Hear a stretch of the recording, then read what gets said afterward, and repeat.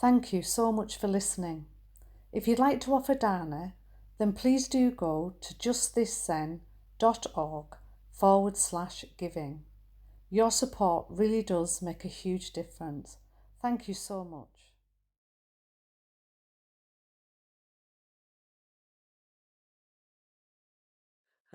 So we're going to share tonight some thoughts about the first paramita, the perfections, the first of the six perfections, the dana paramita, which is about generosity. And I think I say this every time, but it is such a gift to prepare a talk, because there's something about the immersion that happens that at the very least I find illuminating.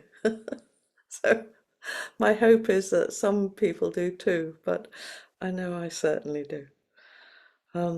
So I'm going to start this with a poem I found recently by Alberto Rios called When Giving is All We Have. One river gives its journey to the next. We give because someone gave to us. We give because nobody gave to us. We give because giving has changed us. We give because giving could have changed us. We have been better for it, and we have been wounded by it. Giving has many faces. It's loud and quiet, big though small, diamond in wood nails. Its story is old, the plot worn, and the pages too, but we read this book anyway, over and again.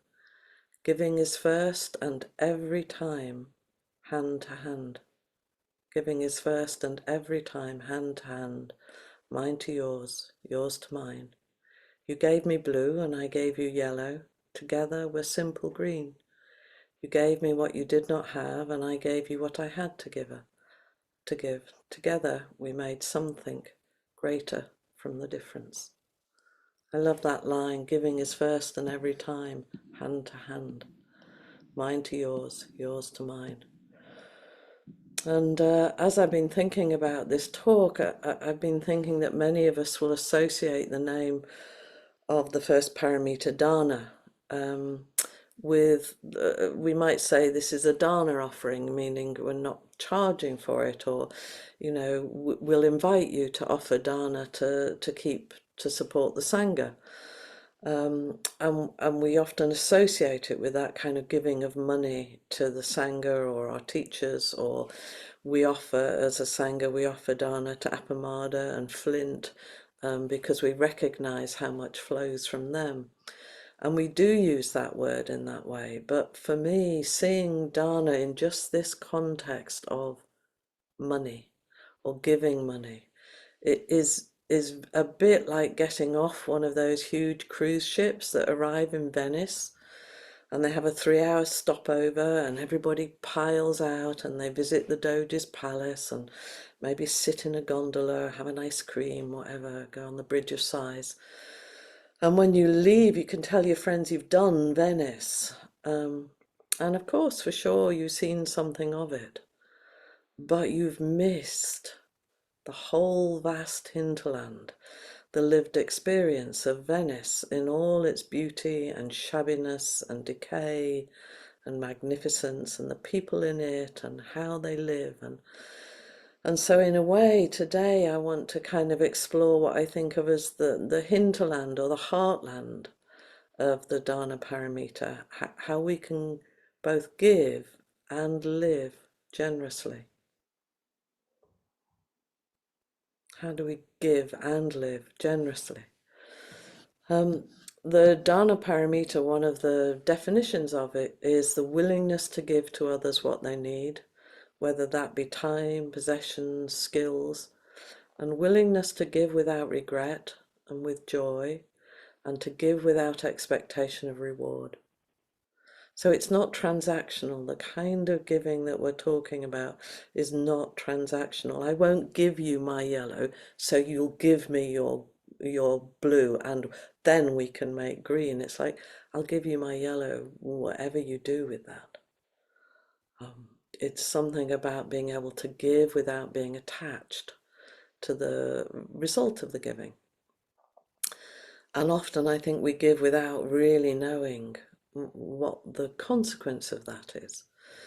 And recently I had the enormous pleasure of sharing 3 precious days with the Sangha at Sangha friends in our pop-up Zendo in the middle of Lancaster city centre, and some of you will have been there. It was held in a building that's called the Story Building, and it's an amazing, huge, interesting building. It was built in 1887 by a local philanthropist and tradesman, Thomas Story. He used his own money.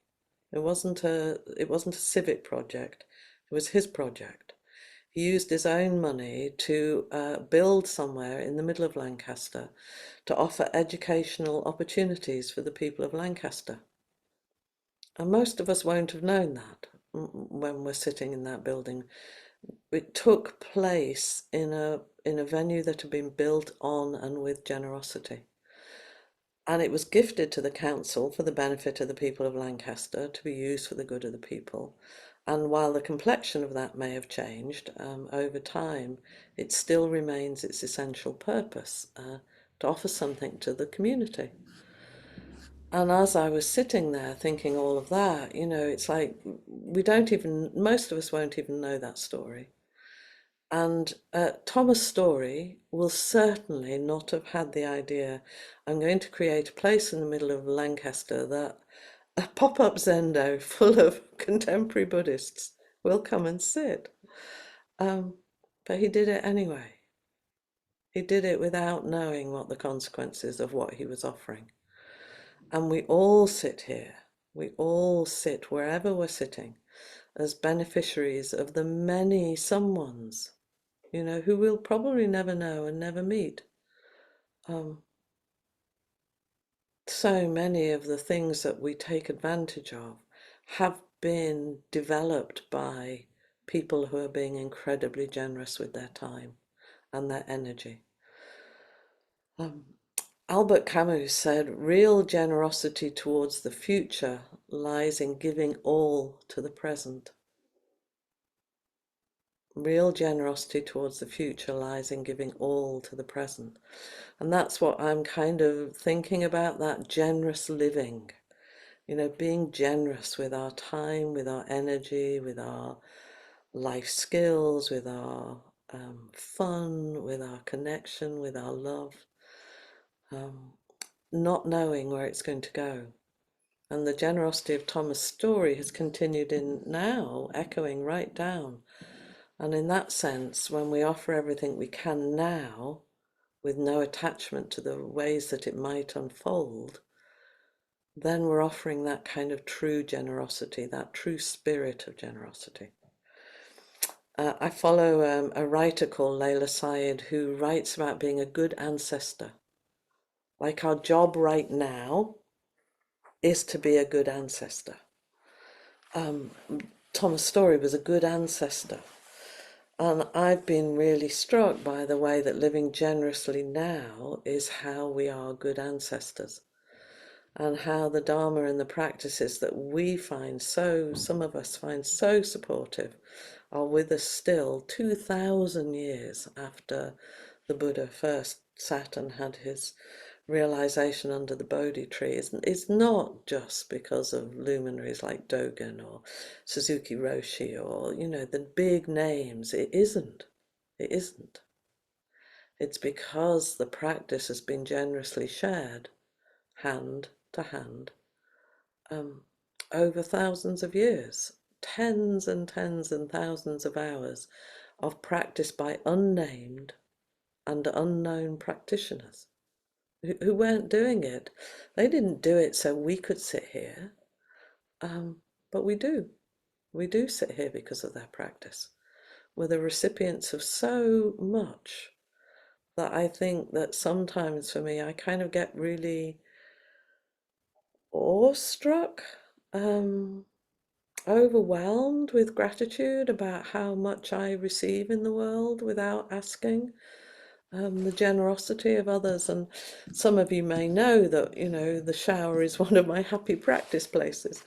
And I often think about all the people involved. The earth gives us the rain, the sun who's warmed things up, people who treat the water, the Victorian navvies who built our sewage systems, the people who built and maintained our house. Our house has been lived in for well over 100 years now.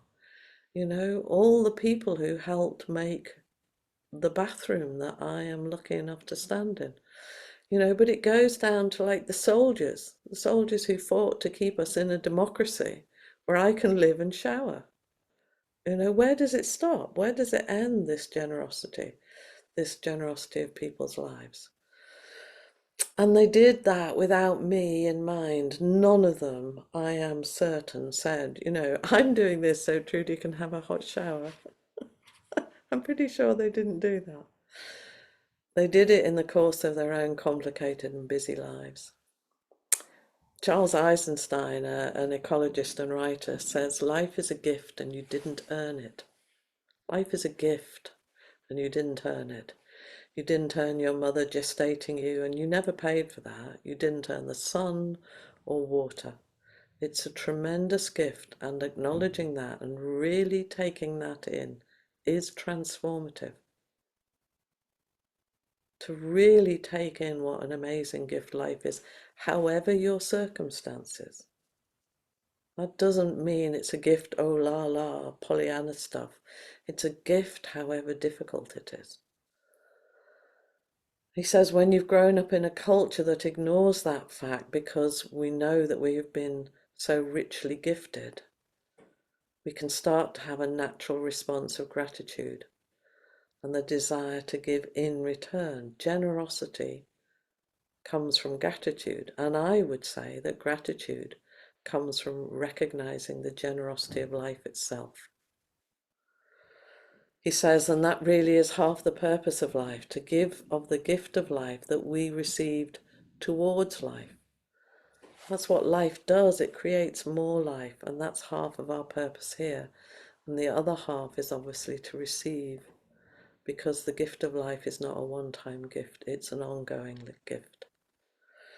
He talks about the richness, the joys and the pleasures and the awestruck apprehension of the miracles, but the sights, the pain, the difficulty.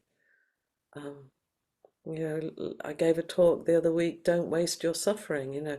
The difficulty is also the gateway to generosity.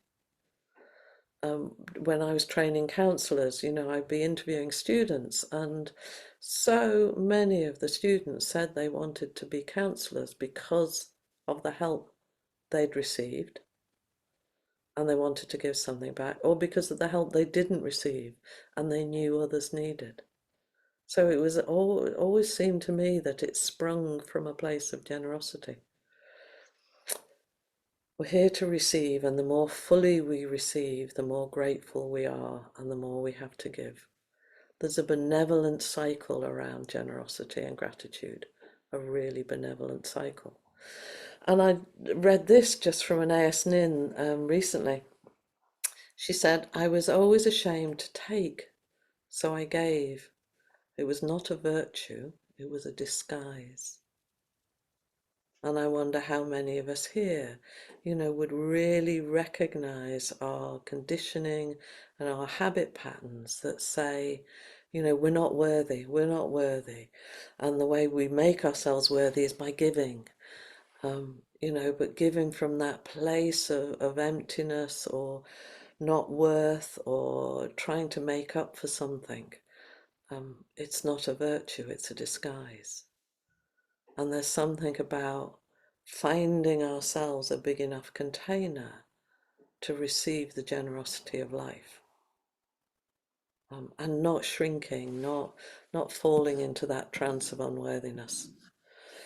Sharon Salzberg writes, when the Buddha taught, he always began with generosity.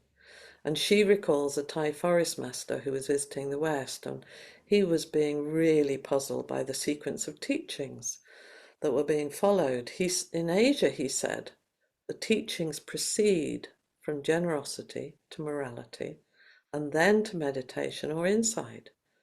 But here we seem to begin with meditation, then say a little something about morality, and only after some time, as a kind of appendix, teach about generosity. He asked, "What's going on?" He was right to ask, she says.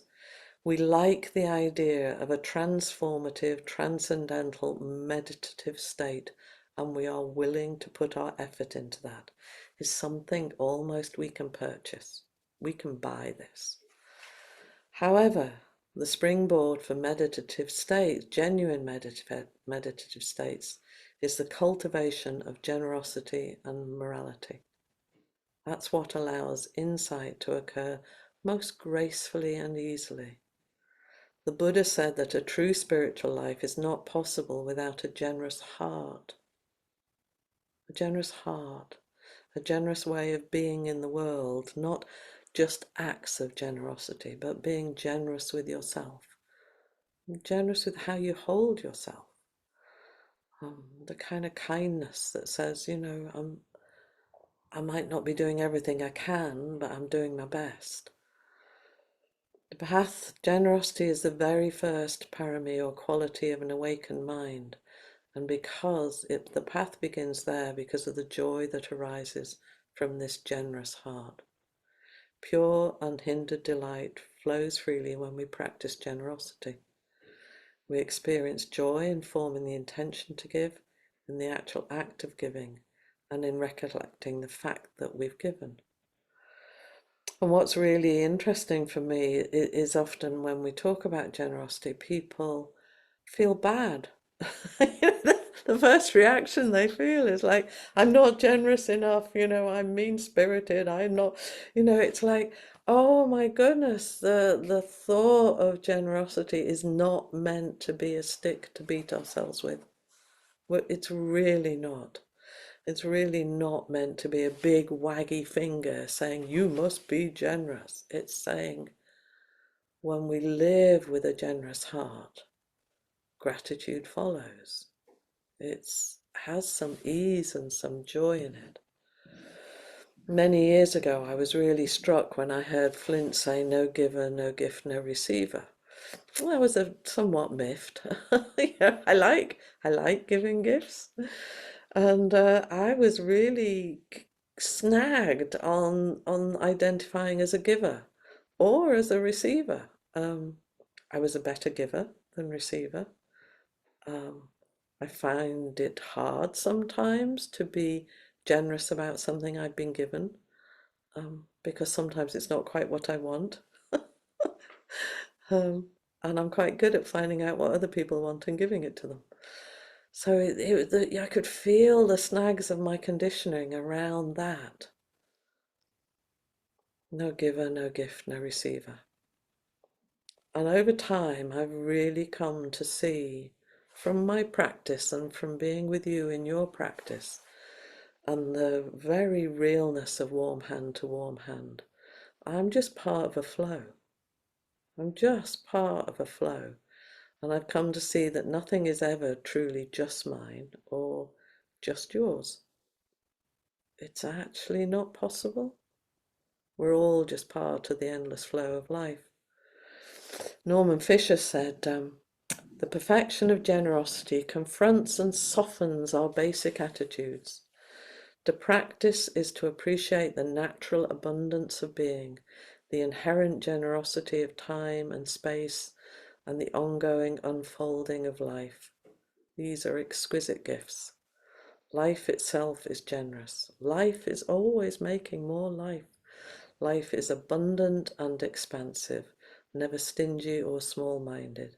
It keeps on going, bubbling up and expanding wherever it has a chance.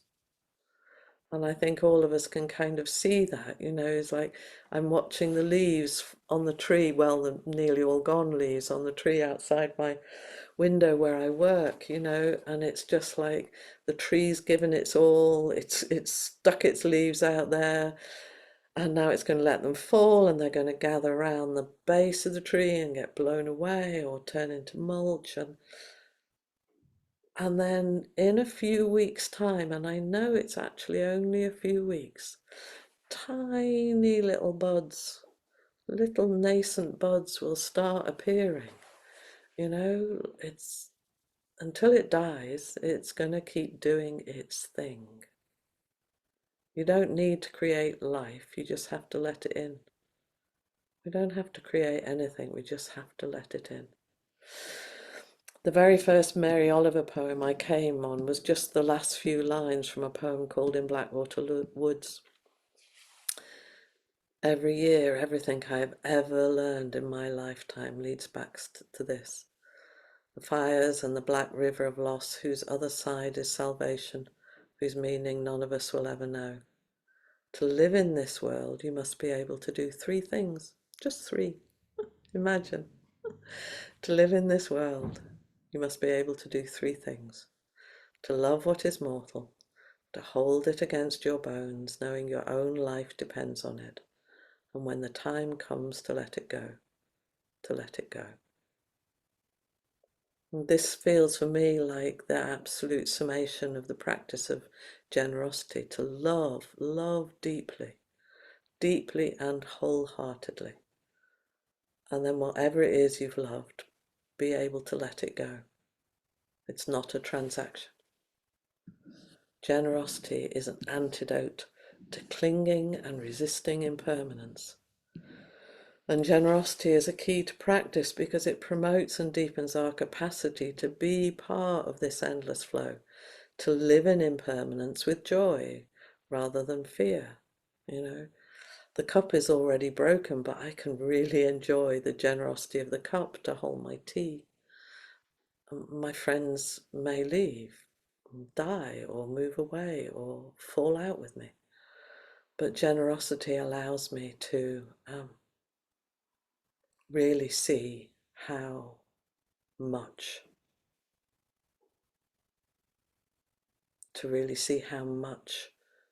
I can love right now and let it go. When the ecologist, there's a recent book out by a beautiful writer called Robin Wall Kimmerer, who's a native, an indigenous American, and she wrote a beautiful book that some of you may know called Braiding Sweetgrass, and she's got a new book called The Service Berry, and it's exploring the idea of a gift economy and where we live on this earth as interconnected beings, where we share what's abundant rather than kind of corralling things and making them mine, ours. And when she's in the city for work, she says, if I start to feel disconnected from the natural world, I like to do a breathing exercise. She inhales and thinks about how she's breathing in the breath of the plants, even in a city. And then she exhales and thinks about how her breath in turn is giving plants life. We breathe in what the plants have offered us and we breathe out our offering to the plants. This is super fundamental way to recognize our reciprocity in the living world, that we're not separate, she told the reporter when she was speaking from her home. Once you begin to recognize yourself as symbiotically connected to plants, it might shift your view on politics too. One of the great delusions of market capitalism, Kimmerer says, is this notion of self-interest. How the heck are you going to define yourself? If myself is an economic me, supposed to maximize my return on investments, that's a really different notion than if myself is permeable, if it includes the trees whose oxygen I breathe, and the birds and the soil. She says, the book uses the image of the service berry, a wild red-purple berry, to explore the idea of this gift economy, one structured around interconnectedness and reciprocity. And she's talking about a natural financial economy, but I think that for me, generosity is the key to a kind of a life lived with our precepts, with our morality, with the sense of what we get given every single moment of our waking lives. And then when we die, we can also give back to the earth. We can be part of this amazing circular gift economy. She makes a really interesting point. She says when we buy something, we acquire rights over it and feel we can use it as we please. If something is a gift, however, we recognize our wider responsibilities. A woolly knit hat that you purchase at the store will keep you warm regardless of its origin. But if it was hand knit by your favourite auntie, then you're in a relationship with that thing. It's a very different way. You're responsible for it. And your gratitude has motive force in the world. Your gratitude has motive force in the world. And I think there's something for me about if we start seeing life as having been given to us as a gift, then we can start feeling a different kind of responsibility for it, for sharing that gift and offering something back, whatever that is. You know, the essence of a gift economy is a gift stays in motion. And it's another way of saying no giver, no gift, no receiver, just this amazing endless flow. What if we saw all of life as being generously offered to us? How could we not be generous in response? How could we not want to keep the gift in motion? Looking at the time and looking at how much else. Oh, good Lord. I'll make some choices. So when I've been thinking about this generosity, I've been thinking that, you know, a lot of us have what I come to think of as seeking parts.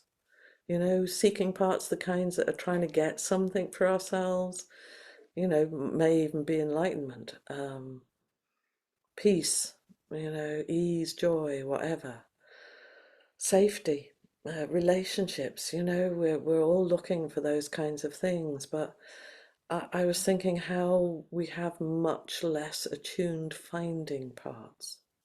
You know, how do we know when we found something precious? How do we know we don't have to keep looking? Because we're so much more attuned to seeking than we are to actually finding. And I think a generosity practice is a way of noticing what's already abundantly available to us.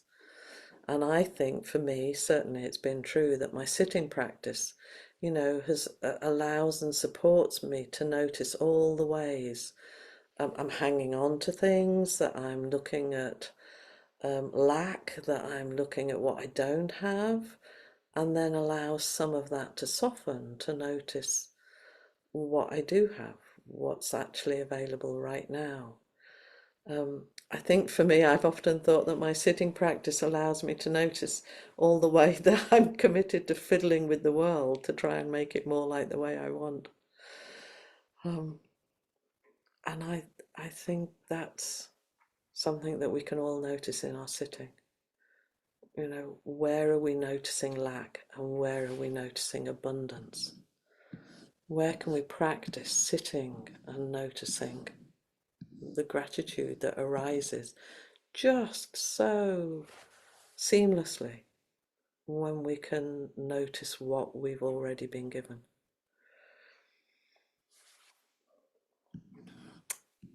Norman Fisher said, someone once asked Tang Dynasty Master, Zen Master Beijing, why giving is the gateway to the Bodhisattva path. And Beijing answered, that's because it's the practice of giving is to practice letting go. So the monk asked, what do you let go of? And Beijing said, you let go of narrow views. You let go of the idea that things are small and tight and graspable and possessible. You let go of the idea that there's not enough, that you're not enough, that you have enough in you to be generous with the world.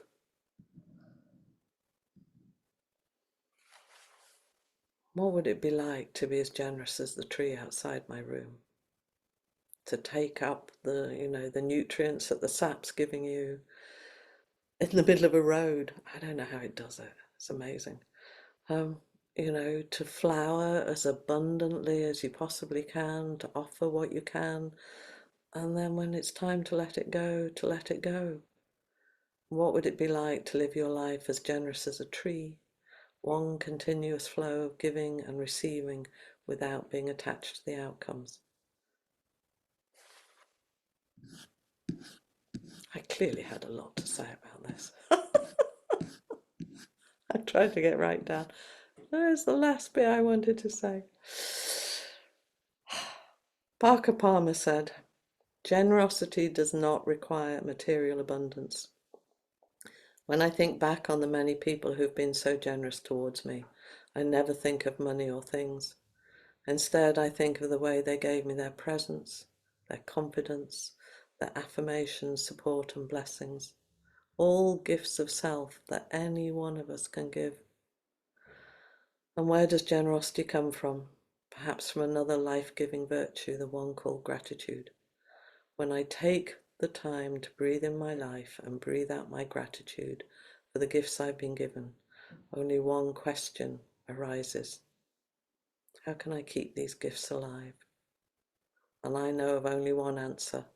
Become a giver yourself, pass your gifts along, and do it extravagantly. As Wendell Berry says, every day you have less reason not to give yourself away." So thank you for the opportunity you've given me to play with this and think about generosity and connect to this enormous cycle. And what would it be like to be as generous as a tree? Thank you very much.